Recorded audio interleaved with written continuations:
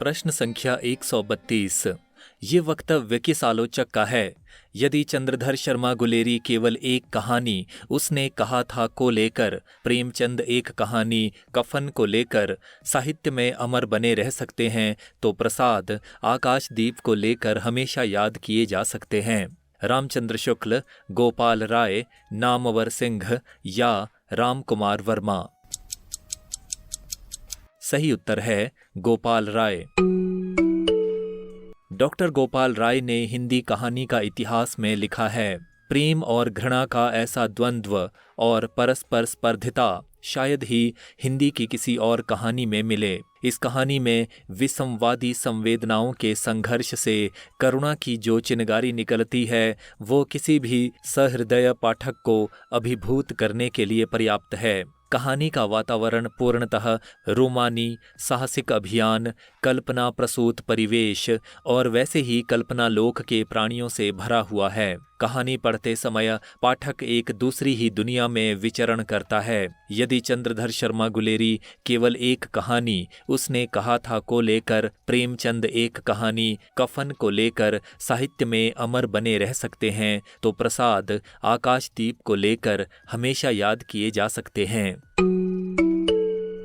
विनय मोहन सिंह ने 20वीं शताब्दी का हिंदी साहित्य में लिखा है। उनकी कालजयी कहानी आकाशदीप तो वस्तु और शिल्प दोनों दृष्टियों से हिंदी की अप्रतिम कहानी है। संवादों से कहानी की शुरुआत का शिल्प हिंदी में पहली बार इसी कहानी में दिखाई पड़ता है। पूरी कहानी अपनी संरचना में नाट्य शिल्प को इस तरह समाहित कर लेती है कि दोनों के संयोग से हिंदी कहानी में कथा प्रविधि का एक अद्भुत रूप सामने आता है। इसके अतिरिक्त बिना रुक्ष या सपाट अथवा नीरस वर्णनात्मकता के ये कहानी भारत की सांस्कृतिक जड़ों की खोज में वहाँ जा पहुँचती है जहाँ तब भारतीय नाविक और व्यापारी ही पहुँचे होंगे।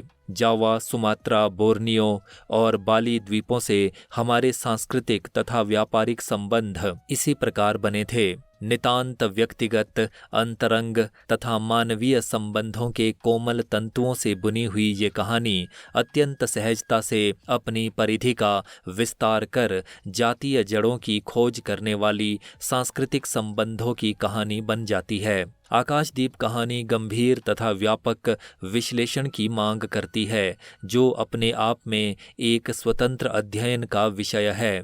हिंदी में कफन के अध्ययन की तो अनेक विधियां विकसित की गई हैं, किंतु प्रसाद की आकाशदीप जैसी कहानियों को निकट से उसके पूरे प्रसंग तथा अर्थ गर्भत्व के साथ विश्लेषित करने की आवश्यकता कभी अनुभव नहीं की गई। उससे हानि निश्चित रूप से हिंदी और हिंदी कहानी के पाठकों की ही हुई है और एक विशाल तथा समृद्ध कथा संसार को प्रायः उपेक्षित और अंधेरे में ही छोड़ दिया गया।